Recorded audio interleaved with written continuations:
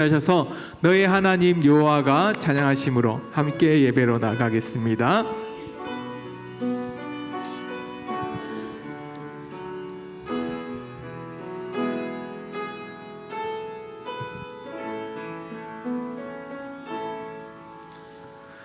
너의 하나님 여호와가 너의 가운데 계시니 그는 구원을 베푸실 전능자시라.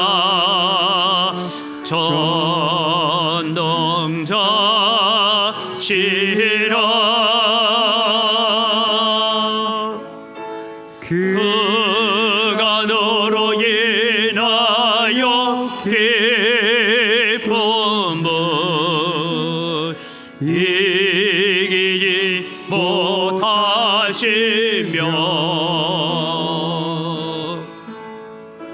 너를 잠잠히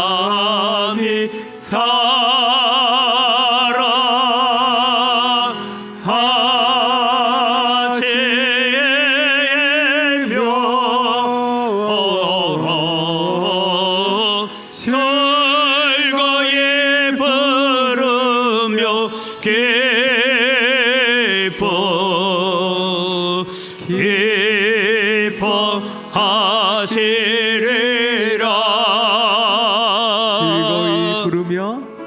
즐거이 부르며 기뻐하시리라.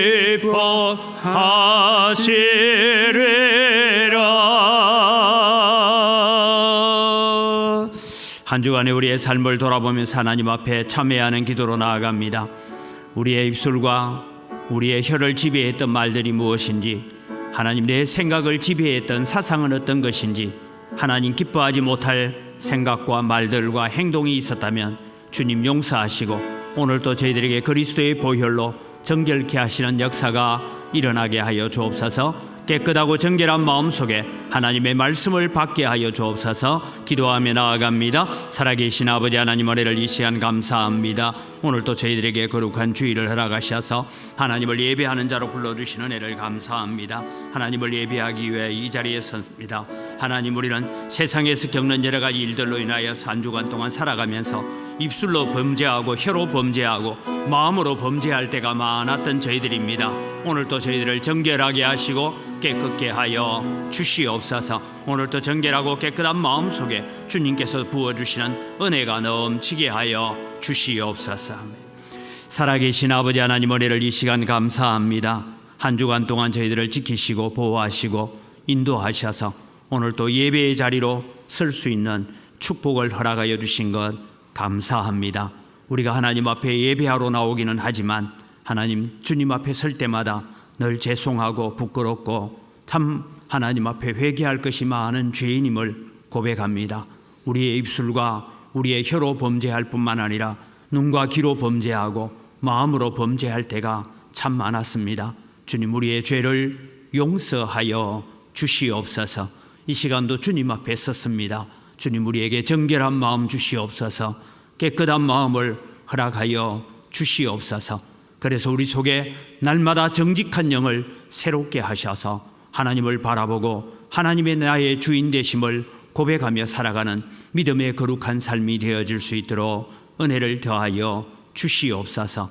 한 주간 동안 세상 염려와 걱정과 여러 가지 일들로 우리의 분주한 마음이 빼앗겨 있었다면 오늘도 우리는 말씀을 통하여 하나님 앞에 나아가며 하나님이 나의 주인이심을 고백하는 저희들 되게 하여 주시옵소서. 내 호흡의 주인이 하나님이심을 우리가 고백할 때에 우리는 함부로 살 수 없고 마음대로 살 수 없는 인생임을 주님 앞에 고백합니다. 그러기에 오늘도 하나님 앞에 신실한 자로 믿음으로 서는 저희들이 다 되도록 은혜를 더하여 주시옵소서. 우리 교회가 건축 문제를 두고 여러 가지 거짓말과 유언비어와 여러 가지 말들로 인하여서 마음이 나누어지고 갈등하고 있습니다. 미혹된 자들을 주님께서 돌이켜 주시고 언제나 진리가 승리하고 하나님의 정의와 하나님의 공의가 바르게 세워지는 교회가 되어질 수 있도록 은혜를 베풀어 주시옵기를 원합니다. 이 나라도 이념으로 나누어져 있고 갈등으로 나누어져서 몸살을 앓고 있습니다. 하나님 이 대한민국을 불쌍히 여겨주시고 하나님의 정의와 하나님의 공의가 강같이 흘러서 이 나라가 건강하고 건전한 나라가 될 수 있도록 하나님 은혜를 더하여 주시옵소서. 모든 부정과 부패와 거짓들은 사라지게 하시고 하나님의 진실만이 이 땅을 가득하게 채워가는 그런 나라가 될 수 있도록 은혜와 복을 더하여 주시옵기를 원합니다.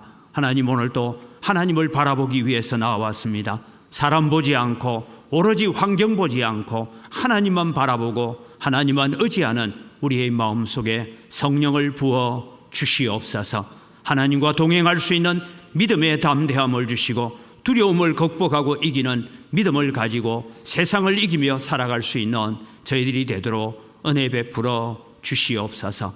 하나님 지난 주간에는 세 가정이 슬픔을 당했습니다. 하나님 은혜를 더하여 주시고 그 모든 가족들을 위로하여 주시옵기를 원합니다. 하나님의 위로 없이는 우리는 어떤 것도 위로받지 못하는 줄 압니다. 하나님의 크신 위로가 사랑하는 성도들의 가정에 넘치게 하여 주시옵소서. 하나님 육신이 연약한 성도들이 있습니다. 어루만져 주시고 치유하여 주시고 하나님 우리의 육신의 질병을 고쳐달라고 기도하기 전에 하나님 내 마음의 병을 고치시고 내 영혼의 병을 먼저 고쳐주옵소서라고 하나님 앞에 겸손하게 엎드리는 바디메오와 같은 마음으로 나사렛 예수여 나를 불쌍히 여기소서라고 외치는 믿음으로서는 저희들이 다 되게 하여 주시옵소서. 하나님 여러 가지 정치적인 상황과 환경으로 인하여서 경제적인 상황도 너무나 어려운 가운데 있습니다. 하나님 사랑하는 성도들이 손대는 물산마다 복을 받게 하시겠다고 약속하신 하나님, 오늘도 하나님을 신뢰하며 하나님을 의지하는 자에게 하늘로서 내리는 신령한 복으로 채우시고 땅의 원천의 복으로 채우시는 은혜가 넘치게 하여 주시옵소서. 오늘도 예배를 통하여 하나님 홀로 영광 받으시고 하나님 온전히 기뻐 받으시는 예배가 되게 하여 주시옵소서. 찬양대의 찬양을 받아 주시옵소서. 감사합니다. 예수님의 이름으로 기원드리옵나이다. 아멘. 신앙 고백합니다. 나는 전능하신 아버지 하나님 천지의 창조주를 믿습니다. 나는 그의 유일하신 아들 우리 주 예수 그리스도를 믿습니다. 그는 성령으로 잉태되어 동정녀 마리아에게서 나시고 본디오 빌라도에게 고난을 받아 십자가에 못 박혀 죽으시고 장사된 지 사흘 만에 죽은 자 가운데서 다시 살아나셨으며 하늘에 오르시어 전능하신 아버지 하나님 우편에 앉아 계시다가 거기로부터 살아있는 자와 죽은 자를 심판하러 오십니다. 나는 성령을 믿으며 거룩한 공교회와 성도의 교제와 죄를 용서받는 것과 몸의 부활과 영생을 믿습니다. 아멘.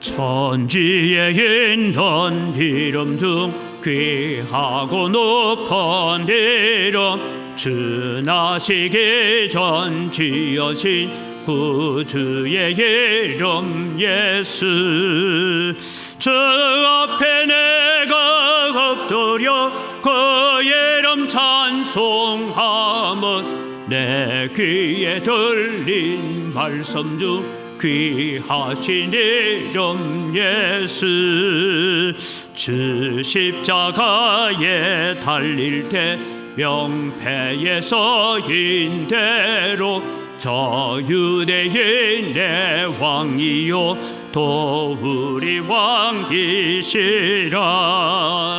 주 앞에 내가 엎드려 그 이름 찬송하면 내 귀에 들린 말씀 중 귀하신 이름 예수 지금도 살아 계셔서 언제나 하시는 일 나 같은 죄인 부르사 참 소망 주시도다.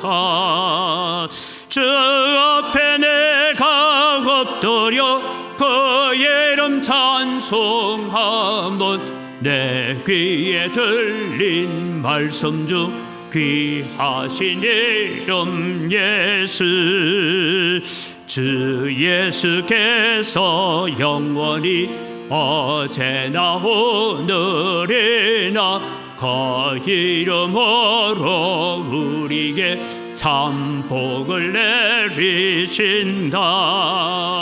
주 앞에 내가 엎드려 그 이름 찬송하면 내 귀에 들린 말씀 중 귀하신 이름 예수.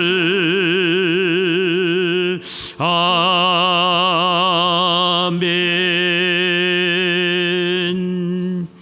오늘 아침 우리에게 주신 하나님의 말씀을 봉독합니다. 신명기 14장 21절부터 29절까지입니다. 너희는 너희의 하나님 여호와의 성민이라. 스스로 죽은 모든 것은 먹지 말 것이나 그것을 성중에 거류하는 객에게 주어 먹게 하거나 이방인에게 파는 것은 가하니라. 너는 염소 새끼를 그 어미의 젖에 삶지 말지니라. 너는 마땅히 매년 토지 소산의 11조를 드릴 것이며 네 하나님 여호와 앞 곧 여호와께서 그의 이름을 두시려고 택하신 곳에서 네 곡식과 포도주와 기름의 11조를 먹으며 또 네 소와 양의 처음 난 것을 먹고 네 하나님 여호와 경외하기를 항상 배울 것이니라. 그러나 네 하나님 여호와께서 자기의 이름을 두시려고 택하신 곳이 네게서 너무 멀고 행로가 어려워서 네 하나님 여호와께서 그 풍부히 주신 것을 가지고 갈 수 없거든 그것을 돈으로 바꾸어 그 돈을 사가지고 네 하나님 여호와께서 택하신 곳으로 가서 네 마음에 원하는 모든 것을 그 돈으로 사되 소나 양이나 포도주나 독주 등 네 마음이 원하는 모든 것을 구하고 거기 네 하나님 여호와 앞에서 너와 네 권속이 함께 먹고 즐거워할 것이며 네 성읍에 거주하는 레위인은 너희 중에 분깃이나 기업이 없는 자이니 또한 저버리지 말지니라. 매 3년 끝에 그의 소산의 10분의 1을 다 내어 네 성읍에 저축하여 너희 중에 분깃이나 기업이 없는 레위인과 네 성중에 거류하는 객과 및 고아와 과부들이 와서 먹고 배부르게 하라. 그리하면 네 하나님 여호와께서 네 손으로 하는 범사에 네게 복을 주시리라. 아멘.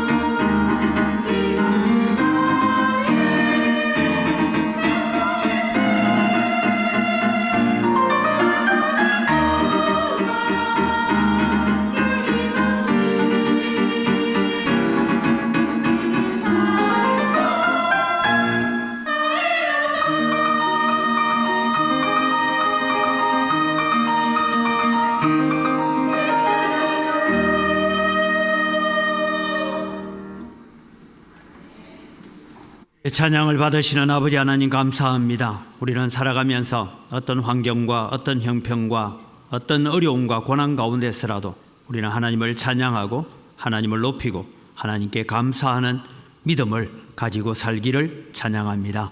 이 찬양처럼 우리의 삶의 고백이 되게 하시고 우리의 생활의 고백이 되어지도록 은혜를 더하여 주시옵소서. 이 시간 저희들의 마음 문을 열립니다. 오셔서 말씀하여 주시고 깨닫는 지혜들을 허락하여 주시옵소서. 감사합니다. 예수님 이름으로 기도드립니다. 아멘.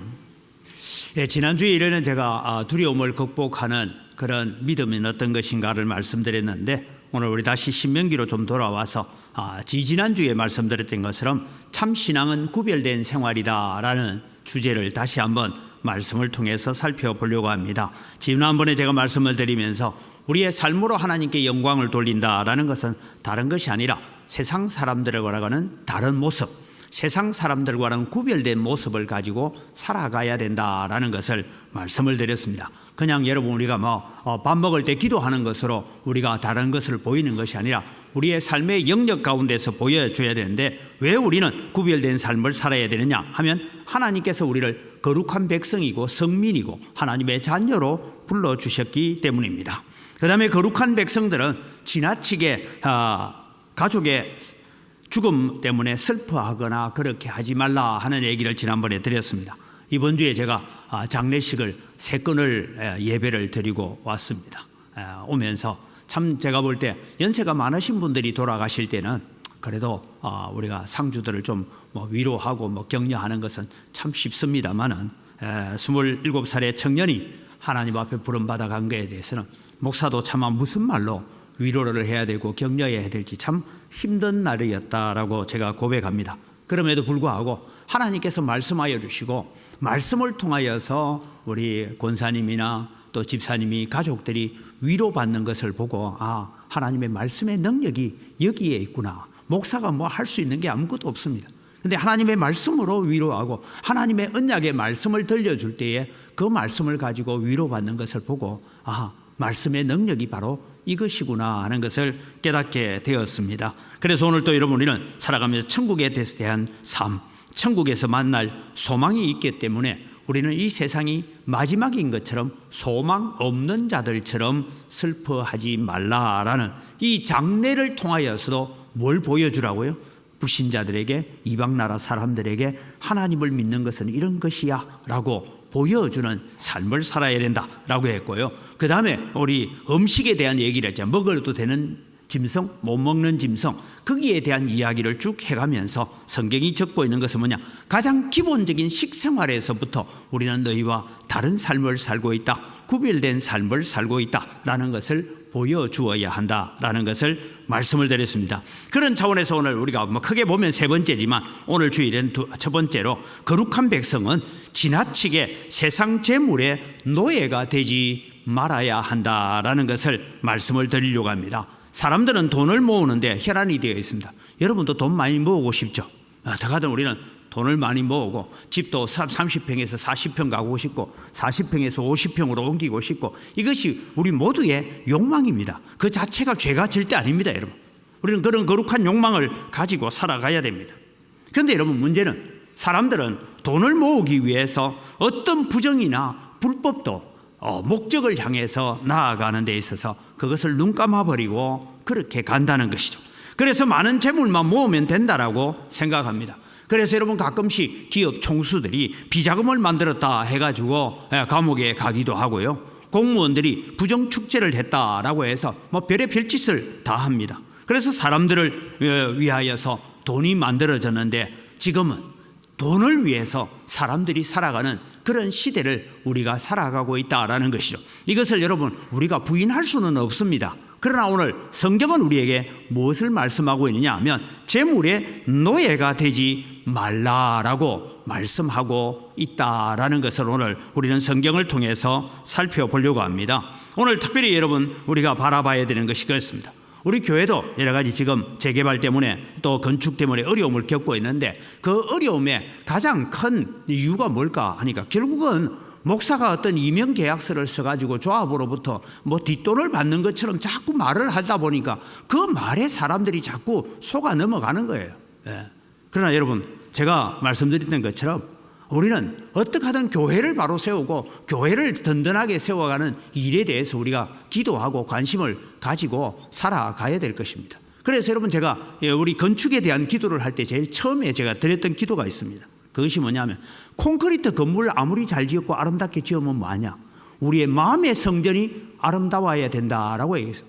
우리의 마음의 성전이 아름답지 못하면 여러분, 눈에 보이는 건물, 솔로몬의 성전은 금으로 도배를 해놓은 아주 화려한 성전이었지만 결국 그 솔로몬의 성전은 흔적도 없이 무너지고 말았습니다. 왜? 그 안에 있는 사람들의 마음의 성전이 온전하지 못할 때에 하나님은 솔로몬의 성전을 회파하고 말았던 것입니다. 그래서 에스겔서를 통해서 보면 하나님의 영광이 성전에서 떠나서 오히려 저 바벨론 포로로 끌려가 있는 그곳에 내가 영광 가운데 임재할 것이다 라고 떠나가 버렸습니다. 그래서 여러분, 오늘 우리는 기도해야 됩니다. 우리의 마음이 진실하게 해달라고, 우리의 마음이 정직하게 해달라고.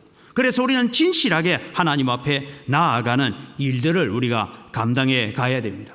어떤 분은 제게 목사님 왜 아무 말도 안 하고 참고 있습니까? 라고 얘기를 하는데, 설명한다고 여러분 저를 이해하고 설명한다고 동의를 해 주겠습니까? 여러분, 거짓은요 절대 설명한다고 수긍하지 않습니다. 언젠가는 제가 모든 사실이 드러날 때가 있을 것이라고 제가 생각하고 참고 기다리고 있습니다. 그런 가운데서 여러분, 오늘 우리는 살아가면서 우리는 재물에 대한 욕심, 재물에 대한 이런 마음들이 결국은 우리의 모든 욕망과 욕심을 그렇게 이끌어가고 있다라는 것을 제가 보게 되었습니다. 제가 설교 원고에 적어놨지만 저는 여러분이 은혜 받는데 방해되는 일들은 제가 가능하면 설교를 안 하려고 해요. 왜? 우리는 말씀 앞에 나아가야 되지 다른 얘기 해봐야 별 소용이 없습니다. 제가 요만큼만 하겠습니다. 저는 정직하게 살아왔습니다. 제가 여러분, 하물며 공무원들이나 구청 직원들이 와도 밥 한 그릇 제가 얻어먹지 않고 제가 사줍니다. 왜? 밥 한 그릇 제가 얻어먹으면 제가 거기에 끌려 들어갈 수 있기 때문입니다. 그렇기 때문에 저는 오면은 밥도 내가 산다. 너한테 밥 먹으면 내가 너에게 종이 될 수 있기 때문에 나는 밥 안 먹는다. 그렇게 살아왔습니다.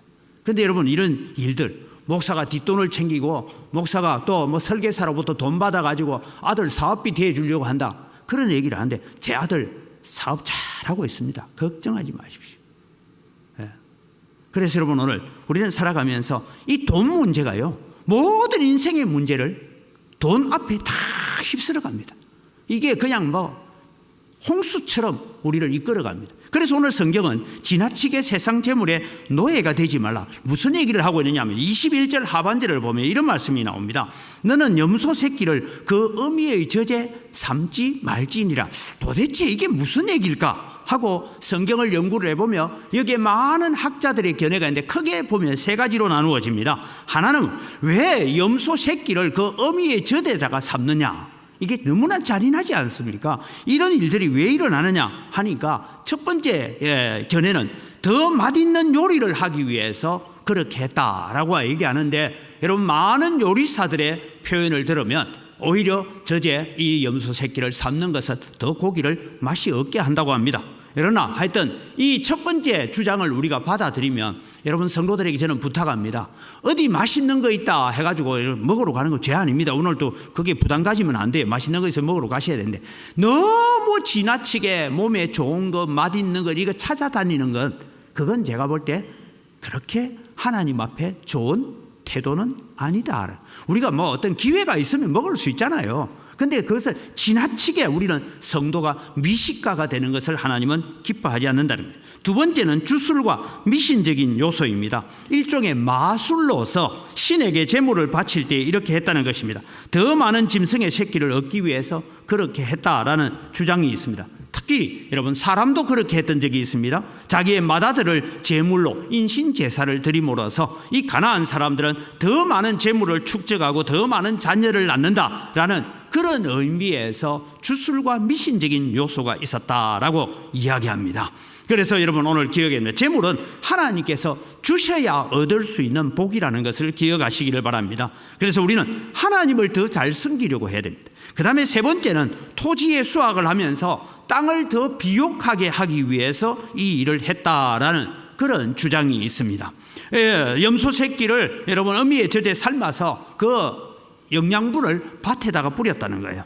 그래서 더 많은 토지 소산을 얻기 위해서 했다 하는데, 이것이 여러분 유사한 구절들이 몇 군데 성경에 나옵니다. 출애굽기 23장 19절하고 34장 26절을 같이 한번 읽어보겠습니다. 같이 읽습니다. 내 토지에서 처음 거둔 열매의 가장 좋은 것을 가져다가 너의 하나님 여호와의 전에 드릴지니라. 너는 염소 새끼를 그 어미의 젖으로 삼지 말지니라. 다시 넘어갑니다. 내 토지 소산에 처음 익은 것을 가져다가 내 하나님 여호와의 전에 드릴지며 너는 염소 새끼를 그 어미의 젖으로 삼지 말지니라. 여러분, 여기에서 나오는 시기가 언제냐? 시기가 뭐냐 하면, 공통된 시기는 토지 소산에 처음 익은 것을 거두어다가 하나님 앞에 먼저 드리잖아요. 우리가 아니 맥추절입니다. 제가 맥추절에 얘기를 할 때 말씀드렸죠. 보리와 밀이 제일 먼저 익은 걸 거두어다가 가져다가 하나님 앞에 드립니다. 그리고 대략 한 보름쯤 지나야 나머지가 익어갑니다. 그때에 이게 염소 새끼를 젖으로 삼는 얘기가 반복해서 나오고 있습니다. 이것을 두고 성경학자들은 무슨 얘기를 하냐면, 첫 이제 이 곡식이 익어갈 때에 더 곡식을 여물지게 만들고 더 아름답게 하기 위해서 이 젖에다가 삶은 염소 새끼를 그름처럼 해서 밭에다가 뿌림으로써 지금 열매가 막 익어가고 있잖아요. 익어가고 있을 때 더 아름답게 하기 위해서 했다라는 이런 학설들이 있습니다. 어떡하든 여러분 더 많은 수확을 얻기 위해서 행했다라고 보는 것이 정당한 것 같습니다. 여러분, 이스라엘 백성들은 하나님께 주시는 추수의 수확을 감사함으로 받아야 됩니다. 너무 지나친 물질에 대한 욕심으로 이런 미신적이고 야만적인 행동을 하지 말라라고 말씀하고 있는 것입니다. 이스라엘 백성들이 하나님의 말씀을 따라서 순종하기만 하면 하나님께서 풍성한 수확을 약속해 주셨습니다. 그런데 지나친 물질의 욕심이 이 가나안 백성들이 하고 있는 이 잔인하고 사악한 일들을 함께 하도록 만들어 갖고, 그래서 여러분 왜 열심나는 곡식에 여러분 밭에다가 이 염소 새끼를 삶아서 그것을 거름으로 주면 이게 잘 익어가지고 열심이 20섬 된다는데 여러분 같으면 안 하겠어요? 저도 할 것 같아요. 왜냐? 더 곡식이 잘 익고 그렇게 된다면 할만하지 않습니까? 그런데 여러분, 우리가 퇴비를 낸다든지 거름을 내는 정상적인 방법은 괜찮지만 이런 잔인한 방법을 가지고 하지 말라라고 얘기합니다. 그래서 여러분, 비록 염소이지만 비록 양이지만 하나님께서 만드신 창조물의 생명의 존엄성을 가지고 있습니다. 그래서 여러분, 레위기 22장 27절 28절에 보면 어떤 말씀이 나오느냐면 같이 한번 읽어갑니다. 수소나 양이나 염소가 나거든 1회 동안 그것의 어미와 같이 있게 하라. 그러니까 7일 전에는 잡지 말라는 거예요. 그 다음에 8째 날 이후로는 여호와께 화제로 예물을 드리면 기쁘게 받으심이 되리라. 그러니까 여러분, 양이 새끼를 낳았는데 1회 전에 잡아서 하나님 앞에 제물로 드리면 이 양의 어미의 마음이 너무 아프다는 거죠. 그 다음에 여러분 28절은 중요한 얘기입니다. 암소나 염량을 막론하고 어미와 새끼를 같은 날에 잡지 말지니라. 여러분 나중에 이 어미가 저 새끼인지는 잘 모를 때가, 새끼가 장성했을 때는 상관없지만 아주 어린 젖먹이로 있을 때는 같은 날에 잡지 말라. 그래서 우리 사람의 마음속에 있는 이 잔인성과 죄로 말미암아 있는 죄성을 하나님께서 억누르기 위해서 주신 말씀이다라는 것입니다. 비록 미물이지만 어미와 새끼를 같은 날에 잡아서는 안 되었습니다. 그런 차원에서 오늘 성도들은 돈을 벌기 위해서 여러분은 많은 아이디어를 내야 되고 많은 수고를 해야 됩니다. 많은 수확을 얻기 위해서 우리는 수고해야 됩니다. 그러나 동시에 우리가 관심을 가져야 될 것이 하나 있습니다. 그것은 뭐냐 하면 하나님께서 주셔야 됩니다라는 믿음을 가지고 살아가야 됩니다. 하나님께서 주시지 않으면 내가 아무리 애쓰고 노력해도 내 것이 안 된다는 거예요. 그래서 우리는 하나님이 주셔야 합니다라는 그 믿음을 가져야 되고, 또 한 가지 우리의 마음에 가져야 될 것입니다. 하나님이 주시면 그것을 내가 어떻게 사용할 것인가에 대한 분명한 목적을 가지고 분명한 신앙 고백을 가져야 된다라고 우리에게 말씀하고 있는 것입니다. 그래서 여러분, 하나님 주신 것 가지고요, 제대로 하나님의 영광을 위해 잘 사용한 가이오 장로 같은 사람이 있는가 하면 하나님 주신 것 가지고 잘못 사용하다가 하나님 앞에 예물로 드리다가 부부가 같이 죽습니다. 아나니아와 삽비라는 제자들 발 앞에 자기 재산을 갖다 놨는데 오히려 같은 날 죽고 말잖아요. 그래서 우리는 하나님께서 주신 재물을 바르게 사용하는 일들을 해야 됩니다. 여러분, 미국 하버드 대학에서 내과 의사이면서 해부학 교수로 일했던 분입니다. 이분이 올리버 웨밀 홈즈라는 분인데요. 이분은 책을 많이 적었어요. 이분이 이런 책을 적었습니다. 집사의 명작. 그러니까 여러분, 우리 교회에 집사들이 어떻게 살아야 되냐, 집사의 명작이라는 책에서 이런 말을, 당신의 신뢰를 돈에 두지 말고 당신의 돈을 신탁에 두라, 하나님께 의탁해라, 이 얘기입니다. 그래서 여러분, 우리는 돈의 노예로 사는 것이 아니고 우리는 이 돈을 가지고 하나님의 뜻을 어떻게 드러낼까 하는 것을 가지고 살아가야 된다는 겁니다. 사랑하는 성도 여러분, 참 신앙은 구별된 신앙인데 어디에서부터 우리는 구별된 신앙을 살아야 되냐? 돈의 주인이 누구 있냐라는 데서부터 우리는 구별되게 살아야 된다는 것입니다. 여러분이 가지고 있는 돈의 주인은 누구입니까? 혹시 여러분은 돈의 주인으로 살고 있습니까? 돈의 노예로 살고 있습니까? 여러분, 우리는 돈은 필요하지만 돈의 노예가 되어서는 안 됩니다. 오늘 돈의 노예가 되어 있는 성경에 나오는 한 어리석은 부자의 얘기를 우리를 읽어보겠습니다. 누가복음 12장에 보면 한 어리석은 부자가 나옵니다. 이 부자에 대한 이야기를 같이 한번 읽어갑니다. 또 비유로 그들에게 말하여 이르시되, 한 부자가 그 밭에 소출이 풍성하며 심중에 생각하여 이르되, 내가 곡식 쌓아둘 곳이 없으니 어찌할까 하고, 또 이르되, 내가 이렇게 하리라. 내 곡간을 헐고 더 크게 짓고 내 모든 곡식과 물건을 거기 쌓아두리라. 또 내가 내 영혼에게 이르되, 영혼아, 여러 해 쓸 물건을 많이 쌓아두었으니 평안히 쉬고 먹고 마시고 즐거워하자 하리라 하되, 하나님은 이르시되, 어리석은 자여, 오늘 밤에 네 영혼을 도로 찾으리니 그러면 네 준비한 것이 누구의 것이 되겠느냐 하셨으니, 자기를 위하여 재물을 쌓아두고 하나님께 대하여 부유하지 못한 자가 이와 같으니라 라고 했습니다. 여러분, 여기 오늘 이런 얘기를 17절부터 나오는 말씀에 보면 이 부자가 하면, 내가 이 많은 재물이 있으니까 어떻게 할꼬, 내가 나를 위하여 내 곳간을 크게 짓고 나를 위해서 쓸 물건을 여러 해 쓸 물건을 재어두고 뭐 이러면서 하는데, 여러분 여기에 보면 6번이나 내라는 말이 나옵니다. 거기에 여러분 다른 사람, 하나님 전혀 나타나지 않습니다. 나밖에 없는 자로 사는 자, 그는 재물의 노예였습니다. 그래서 하나님께서 그 밤에 그 영혼을 도로 찾아가셨다라고 말씀하고 있는 것이죠. 그래서 여러분, 오늘 우리는 살아가면서 하나님 앞에 우리가 거룩한 백성으로 산다는 것은 어떤 것이냐? 우리가 재물에 지나치게 노예가 되지 않도록 우리의 마음을 잘 다스려가는 여러분 되기를 바랍니다. 그럴 때 하나님께서 우리에게 풍성하게 채워주십니다. 두 번째, 거룩한 백성은 모든 것의 주인은 하나님이심을 인정하며 살아야 한다라는 것입니다. 오늘 본문에 대한 얘기는 22절부터는 11조에 대한 얘기가 나옵니다. 11조는 특이하게 두 종류의 11조를 이야기하고 있습니다. 일반적으로 여러분, 우리는 지금 월급 생활을 하는 사람들이 11조하고 농사를 짓는 사람들의 11조 생활은 좀 다릅니다. 지금 우리는 농경 문화로 돌아갑니다. 22절에서부터 27절은 매년 드리는 토지 소산의 11조에 대한 이야기를 하고 있습니다. 저도 제가 어릴 때 시골에서 자랐기 때문에 보리타작, 밀타작, 이제 감자를 캐고 이러면 그 11조를 가져다가 교회 마당에 쌓아두었어요.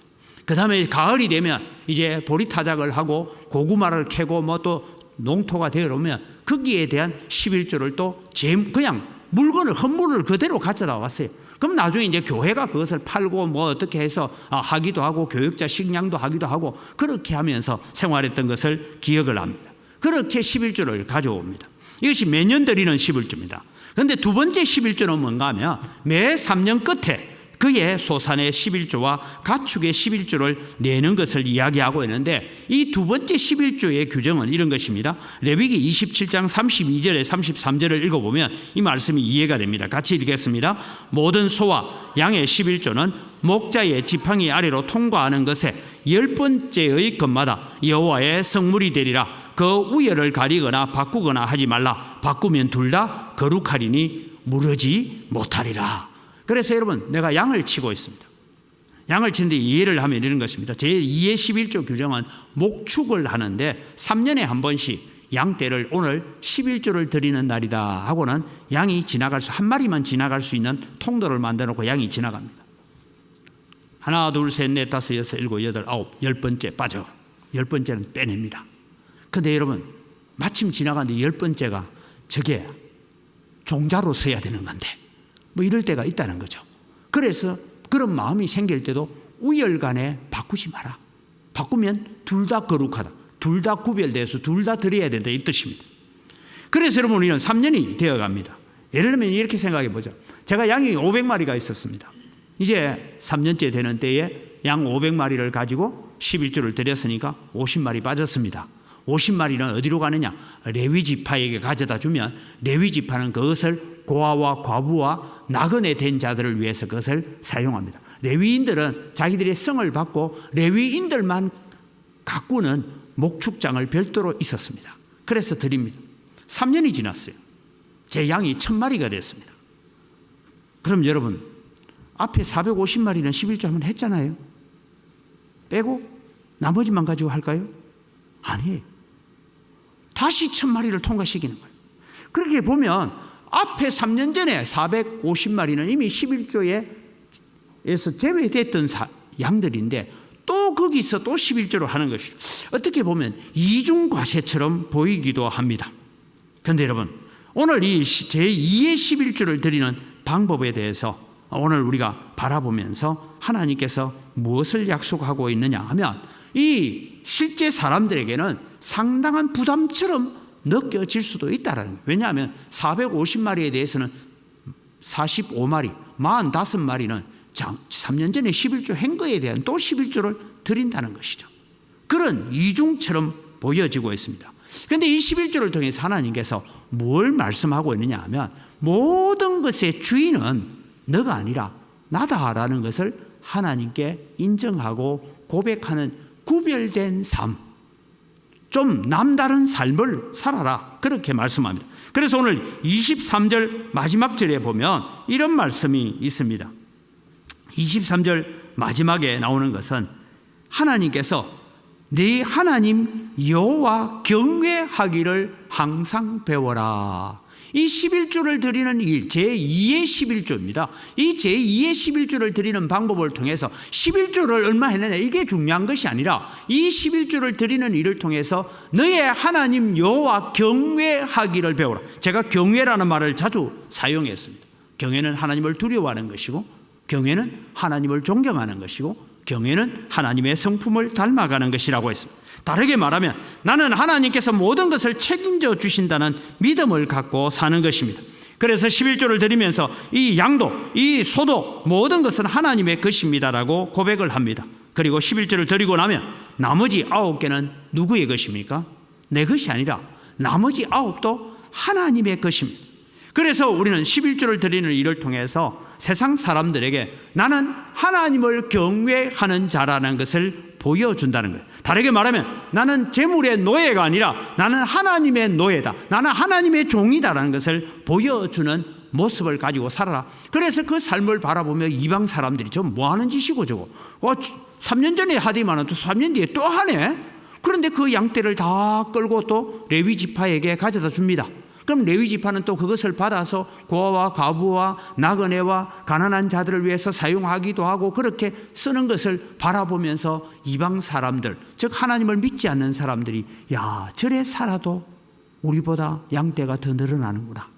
저렇게 해도 우리보다 더 부자가 되는구나. 저기에는 보이지 않는 손이 있구나. 보이지 않는 손이 누굽니까? 하나님이시죠. 그 보이지 않는 하나님의 손을 지금 너희들의 삶을 통해서 보여주라. 그래서 내 하나님 여호와 경외하기를 항상 배워라 라고 말씀하고 있는 것입니다. 참 신앙은 무엇입니까? 우리의 삶으로 우리의 행동으로 하나님을 보여주는 것입니다. 그 중에 하나는 이 11조를 드림으로 나는 세상의 재물의 노예가 아니라 소떼의 노예가 아니고 양떼의 노예가 아닙니다. 나는 하나님의 자녀입니다. 이것을 보여주는 삶을 살아가는 것입니다. 두 번째는 이 3년마다 드리는 11조를 통하여서 하나님의 약속을 믿고 신뢰하는 것입니다. 그것이 뭐냐면 오늘 읽었던 29절의 하반절에 보면 그리하면 네 하나님 여호와께서 네 손으로 하는 범사에 네게 복을 주시리라고 약속하셨습니다. 앞서 말씀드렸습니다. 우리는 토지소산의 풍성함은 양의 새끼를 삶아서 뿌린다고 되는 것이 아닙니다. 하나님께서 복을 주셔야 됩니다. 우리가 아무리 노력하고 애써도 하나님이 허락하시 아니하시면 안 되는 것을 우리는 믿어야 합니다. 그래서 농사를 짓는 사람은 늘 하늘을 보지 않으면 안 된다라고 말하고 있지 않습니까? 예를 들면 제가 이제 가끔씩 이제 시골로 이렇게 나가 보면요, 저도 이제 농부의 아들이어서 조그만 압니다. 모내기를 했어요. 모내기를 했는데 다른 논에 모내기를 해놓은 것보다 어떤 논에 뭐가 특별히 더 잘 자라고 있는 거 봅니다. 그러면 제가 마음에 저는 거름도 많이 줬고 많이 했구나 하는데, 여러분 태풍이 한번 오면 어느 것이 무너질까요? 요소 비료가 강해가지고 이것이 잘 자란 것들은 태풍이 오거나 비바람이 치면 무너져요. 그런데 오히려 땡글땡글하게 자라는 것들은 웬만큼 비바람이 와도 그냥 잘 자랍니다. 그래서 여러분 흔히 우리는 곡식이 웃자란다 하는 얘기도 하게 됩니다. 그런 차원에서 여러분 바라봤을 때 오늘 우리는 하나님께서 농부의 수고와 농부의 땀 흘림에 대해서 적당한 때에 비를 주시고 적당한 때 햇빛을 주셔야만이 이룰 수 있다, 이것을 말씀하면서 하나님의 약속을 신뢰해라. 네 손으로 하는 범사에 하나님께서 내게 복을 주시리라. 하나님이 허락하지 않으면 안 된다라는 믿음을 가지고 사는 이 삶을 통해서 세상 사람들에게 우리는 다른 삶을 사는 거야, 우리는 하나님을 믿고 하나님을 신뢰하고 사는 거야, 이것을 보여주는 것입니다. 하나님은 자신을 경외하고 말씀대로 순종하는 자에게 반드시 복 주시는 분이심을 믿으시기 바랍니다. 오늘 여러분 우리는 돈을 사랑합니다. 돈이 중요합니다. 그러나 여러분 우리는 노예로 살아서는 안 된다라는 것을 우리에게 가르쳐 주고 있는 것입니다. 그래서 여러분 우리는 가끔씩 11조가 아깝다는 생각이 들 때도 있습니다. 그러나 여러분 우리는 하나님께서 우리에게 100배나 더하여 주시는 은혜를 베풀어 주신다, 내가 드린 것보다 더 풍성하게 베풀어 주시는 하나님의 손길을 우리는 바라봐야 됩니다. 오늘 말씀이 나왔으니까 제가 작정하고 좀 말씀을 해요. 보통 교회에서 우리는 11조나 헌금에 대한 얘기는 설교를 가급적 하지 말라, 왜 교인 시험 든다, 이런 얘기를 종종 합니다. 그러나 저는 그렇게 생각지 않습니다. 성도들이 복을 받는 길을 가로막아서는 안 된다라고 생각합니다. 여러분이 복받을 길이 있는데 그 복받을 길을 바르게 가르쳐 줘야 되지 그것을 가로막아서는 안 된다는 것입니다. 저는 하나님께서 가장 기뻐하시는 헌금이 뭐냐 하면 11조 감사 헌금, 그리고 선교를 향한 헌금은 하나님이 기뻐하십니다. 왜냐하면 우리가 빚진 자의 마음을 가지고 살아가는 것이기 때문에. 그래서 하나님께서 우리에게 주신 복은 하나님이 세우신 제도를 우리는 따라갑니다. 제가 전에도 한 말씀드렸습니다. 제가 나이가 21살 때에, 여러분 대학 2학년 때입니다. 10월 달에 저 시골에 어느 한 교회가 교육자도 없이 그냥 교인들만 한 7, 8명이 모여서 주일날 찬송 하나 부르고 성경 한 구절 읽고 그리고 헤어지는 그런 교회가 있어서 그 교회 당회장 목사님이 저보고 그 교회에 설교를 좀 하러 가래요. 여러분 제가 21살짜리가 뭔 설교를 하냐, 이제 신학교 이제 2학년인데, 근데 또 제가 순종하여 갔습니다. 갔는데 참 교회가 여러 가지 어려운 형편에 있었습니다. 제가 그 교회에 부임을 해서 2년 3개월을 그 교회를 목회를 하다가 그 교회가 어른 출석이 한 30명, 40명쯤 돼서 교회가 자립하는 걸 보고 이제 저는 다른 데 부교육자로 이제 이동을 했습니다. 그런데 그때 제가 이제 처음 목회지라고 간다고 저희 아버님이 저에게 들려준 말씀입니다. 아들아, 네가 섬기는 교회의 성도들이 반드시 복을 받도록 만들어야 된다. 복을 받게 하는 방법은 2가지만 잘 가르쳐라. 하나는 주일 성수를 철저하게 하도록 가르쳐라. 그 다음에 11조 생활을 하도록 가르치라. 나는 6.25 전쟁을 마치고 집으로 돌아와서 네가 태어나서 이제 얼마 있지 않아서, 제가 태어나고 한 100일쯤 지나서 우리 가정이 예수를 믿기 전, 그때부터 나는 주일 한 번도 안 빠졌고, 그때부터 나는 11조는 돈 1원도 나는 주님 앞에 아까워하지 않고 드렸다. 그래서 지금 우리 가정이 온 동네 사람들도 예수 믿고 복 받았다 하지 않느냐, 그렇게 복 받는 가정을 만들어라 라고 얘기했어요. 그러면서 말씀하셨습니다. 주일 성수와 11조 생활을 잘하면 성도들에게 하나님께서 복을 주신다. 그 둘을 잘하고도 복을 못 받는 사람이 있거든. 나를 찾아오라 해라. 11조 내가 돌려준다 해라. 근데 지금은 이제 우리 아버지 천국 가셔서 돌려줄 사람 없습니다. 그렇게 제게 가르쳤고 제가 그것을 목회하는 데마다 가르쳐 왔습니다. 사랑하는 성도 여러분, 우리가 이왕 신앙생활 할 바에야 우리는 복을 받는 신앙생활을 해야 되지 않겠습니까? 그렇다면 오늘 성경이 말하고 있는 이 두 번째 11조 제도를 통해서 하나님께서 말씀하시고 있는 것이 뭐냐? 하나님의 약속, 하나님의 축복의 약속을 믿고 신뢰해라라고 하는 것입니다. 그래서 시편 127편에는 이렇게 우리에게 말씀하고 있습니다. 같이 읽어갑니다. 시편 127편 1절 2절입니다. 여호와께서 집을 세우지 아니하시면 세우는 자의 수고가 헛되며 여호와께서 성을 지키지 아니하시면 파수꾼의 깨어 있음이 헛되도다. 너희가 일찍이 일어나고 늦게 누우며 수고의 떡을 먹음이 헛되도다. 그러므로 여호와께서 그의 사랑하시는 자에게는 잠을 주시는도다. 즉 여호와께서 집을 세우지 않고 여호와께서 성을 세우지 아니하시면 너희의 수고라는 것은 아무 소용없다. 그래서 우리는 하나님을 신뢰하고 하나님의 약속을 믿고 살아가야 됩니다. 여호와 하나님께서 우리를 붙잡아 주지 아니하시면 우리가 일찍이 일어나고 늦게 누우며 수고의 떡을 먹으면서 일할지라도 다 헛되다라고 말씀합니다. 그래서 하나님께서 오늘 이스라엘 백성들에게 이 11조를 통하여서 주시는 것은 복 주시는 하나님을 신뢰하고 의지해라라고 말합니다. 오늘날 성도들도 마찬가지입니다. 우리가 수고하고 일하고 노력하지만 여러분 늘 기도하십시오. 아침에 여러분 일터에 나와서도 기도하십시오. 하나님이 복 주셔야 됩니다. 내가 아무리 아이디어를 내고 내가 아무리 기획을 하고 해도 하나님께서 복 주시지 아니하시면 소용이 없습니다. 하나님이 주셔야 됩니다. 하나님이 경영하셔야 됩니다라고 기도하시기를 바랍니다. 세 번째로 여러분 이 두 번째 11조를 통하여서 주님은 말씀하고 있습니다.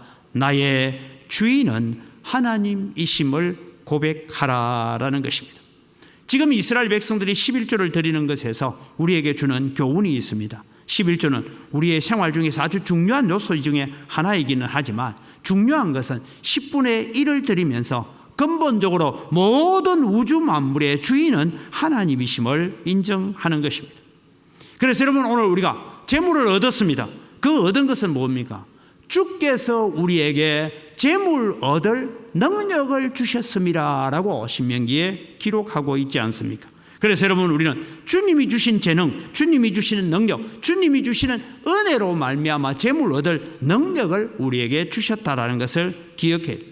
그래서 여러분 다윗은 하나님의 성전을 건축하기 위해서 금과 은을 드리는데 그 당시에 금 여러분 잘 모르지만 요즘 금 한 달란트가 한 40억 한다죠? 한 달란트가.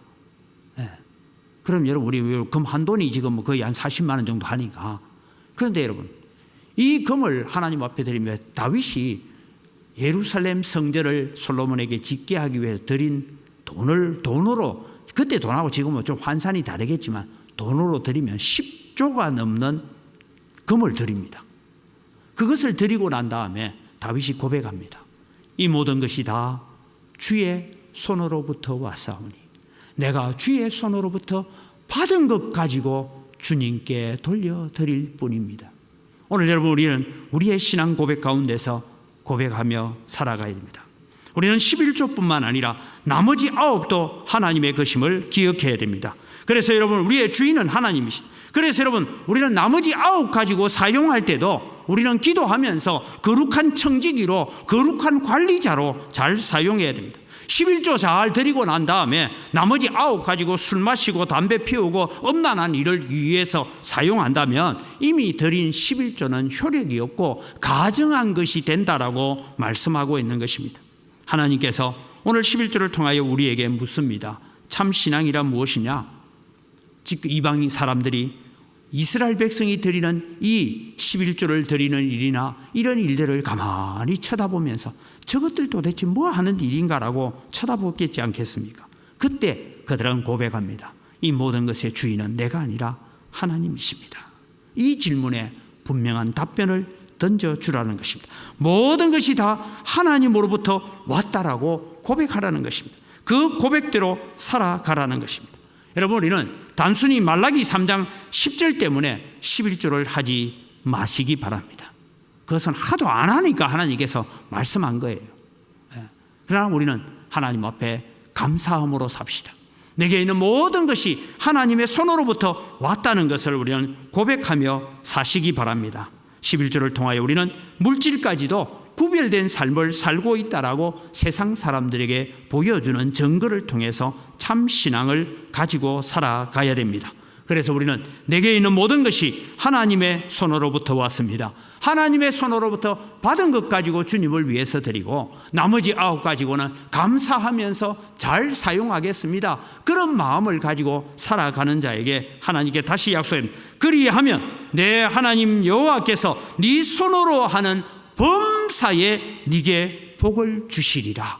하나님이 살아계십니다. 살아계신 하나님의 약속을 믿고 그 하나님을 의지하고 그 하나님 따라서 걸어가는 여러분의 걸음이 2025년도에는 정말 복된 걸음이 되고 은혜의 걸음이 되고 하나님이 함께 하시는 능력의 걸음이 되기를 주님의 이름으로 축복합니다. 이 시간 우리 주신 말씀을 가지고 기도하면서 하나님, 이제 우리는 내 손에 들려있는 이 재물이 내 것이 아니라 하나님의 것입니다. 하나님, 내게 있는 것이 내 것이라고 주장할 것 하나도 없습니다. 다 주님 주신 것입니다. 감사하면서 사용하겠습니다. 주님 감사합니다. 우리가 이런 재물과 이런 대한민국에서 이런 자유 가운데서 우리가 살 수 있는 은혜 주신 것 감사합니다. 감사하며 살아가는 우리의 삶이 되게 해달라고 주여 한번 부르고 기도합니다. 주여, 하나님 아버지, 오늘 또 나의 모든 것의 주인 되심을, 하나님이심을 고백합니다. 참 신앙은 그저 11조 드리는 것이 아니라 그 11조를 드리면서 하나님 앞에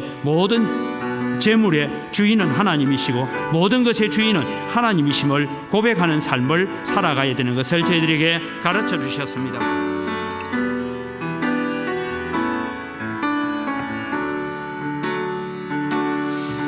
참 좋으신 아버지 하나님, 참 신앙은 구별된 생활이라고 말씀하셨습니다. 하나님, 먹는 문제에서도 우리는 구별된 삶을 살아야 되고 가족을 먼저 보내는 슬픈 가운데서도 우리는 주님을 믿는 믿음 가운데 구별된 삶을 살아야 되고, 특별히 오늘 우리는 재물에 대해서 구별된 삶을 살면서 세상 가운데 나의 주인은 내가 아니고 하나님이십니다. 내 돈의 주인도 내가 아니고 하나님이십니다. 이것을 보여주면서 살아가라고 말씀하셨습니다. 하나님 원광교회에 속한 모든 성도들이 사업을 하는 가운데, 직장 생활 가운데서, 우리 경제 생활 가운데서도 이 모든 것의 주인은 하나님이십니다라는 것을 은연중에 보여주면서 하나님을 경외하는 믿음을 가지고 살아가는 자 되게 하여 주시옵소서. 그리하면 네가 손대는 모든 손길 위에 범사에 복을 주시리라고 약속하신 하나님의 복을 오늘 또 우리가 받아 누리고 그것으로 인하여 더 감사하고 더 풍성히 하나님 앞에 드릴 것이 있는 하나님의 백성들로 서가게 하여 주시옵소서. 감사합니다. 예수님 이름으로 기도드립니다. 아멘.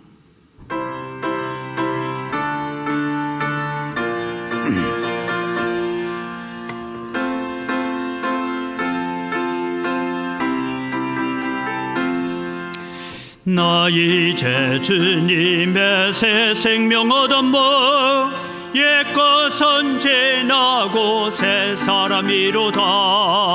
그 생명 내 맘에 강같이 흐르고 그 사랑 내게서 해같이 빛난다. 영생을 누리며 주 안에 살리라. 오늘도 내일도 주 함께 살리라. 주 안에 감추인 새 생명 얻으니 예전에 좋던 것 이제는 값없다. 하늘의 은혜와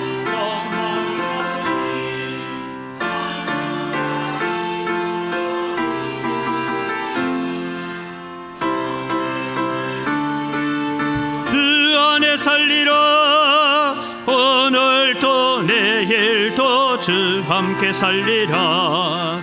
산천도 초목도 새 것이 되었고 죄인도 원수도 친구로 변한다.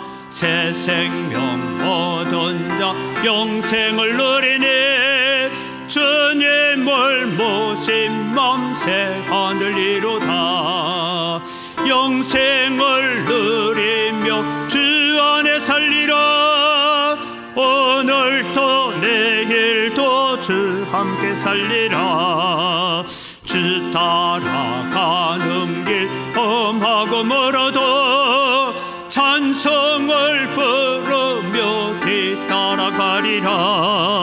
나 주를 모시고 영원히 살리라. 날마다 섬기며 주 함께 살리라. 영생을 누리며 주 안에 살리라. 오늘도 내일도 주 함께 살리라. 하나님 아버지 감사합니다. 모든 것이 다 주의 손으로부터 왔습니다. 주의 손으로부터 받은 것 가지고 주님께 돌려드립니다. 주님 받으시고 약속하신 대로 복을 내려주시되 범사에 주님께서 복 주시는 은혜를 경험하는 저희들 다 되게 하여 주시옵소서. 하나님, 소득의 11조를 드리면서 고백합니다. 오늘 말씀처럼 이 11조의 주인은 내 것이 아니라 하나님의 것이고 나머지 9의 주인도 내가 아니라 하나님이심을 고백하며 드립니다. 하나님 약속하신 대로 성도들이 손대는 물산마다 복을 받게 하시고 하늘의 신령한 복으로 땅의 원천의 복으로 복 주시는 은혜가 성도들의 가정 속에 사업장 속에 넘치게 하여 주시옵소서. 감사로 하나님을 영화롭게 합니다. 감사의 예물을 드리는 손길마다 더 풍성한 감사의 제목들이 넘쳐나게 하여 주시옵소서. 우리가 빚진 자의 마음을 가지고 선교를 위해서 해외 선교와 국내 선교와 다음 세대와 건축을 위하여 예물을 드립니다. 하나님께서 받으시고 더 풍성한 은혜로 갚아 주시옵소서. 주일헌금을 드리고 여러 가지 제목을 따라 드리는 손길들 위에 복에 복을 더하여 주셔서 하나님, 우리가 하나님을 경외하고 우리는 세상 사람들과 다른 기준을 가지고 살아갈 때에 하나님께서 네가 하는 모든 일에 복을 주시리라고 약속하신 하나님의 축복이 2025년도에는 우리 가정 속에, 우리 자녀들 속에, 우리의 사업장 속에 이루어지는 역사를 보게 하여 주시옵소서. 감사합니다. 예수님 이름으로 기도드립니다. 아멘. 우리 주 예수 그리스도의 은혜와 하나님 아버지의 무한하신 사랑과 성령님의 교통하심과 위로 충만하심의 역사가 오늘도 우리의 모든 것의 주인은 하나님이심을 고백하며 하나님 앞에 믿음으로 서기를 소원하는 주의 사랑하는 백성들 머리 위에 이제로부터 영원토록 항상 함께 있을지어다. 아멘.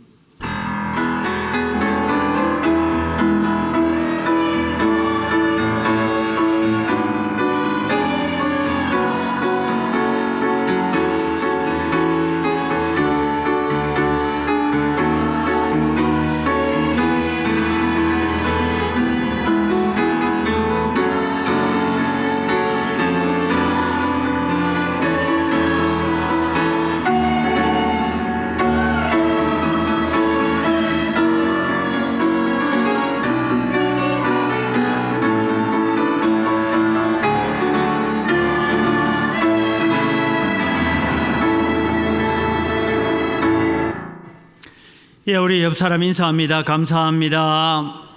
사랑합니다. 주보를 참조하시고 교회 소식을 전합니다. 큰 소식이 없지만 지난 금요일 날 전라도에 임시노예가 열렸고 임시노예에 결정된 사항들을 정권위원장이 와주셔서 수요일 날 교회에서 선포한다고 합니다. 범사에 우리가 감사하며 식사하시기를 바라고요. 오늘 청소는 109구역이고 맨 밑에 내려오셔서 여전도의 협의회 오늘 일부 예배에 의해 있고요. 우리 지난주가 이번 한 주간 동안 우리 세 가정이 참 하나님의 위로가 필요합니다.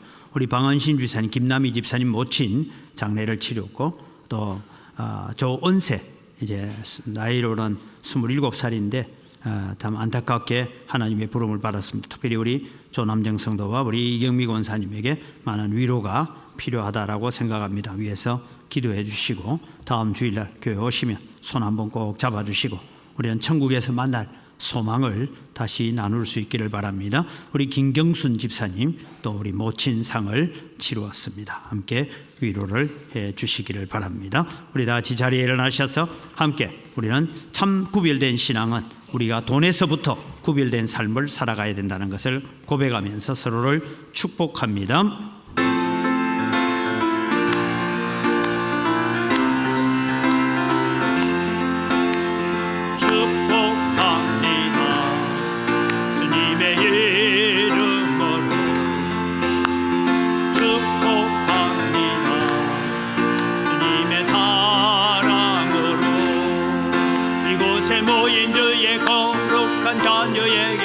주님의 기쁨과 주님의 사랑이 충만하게 넘치기를 축복하고 사랑합니다.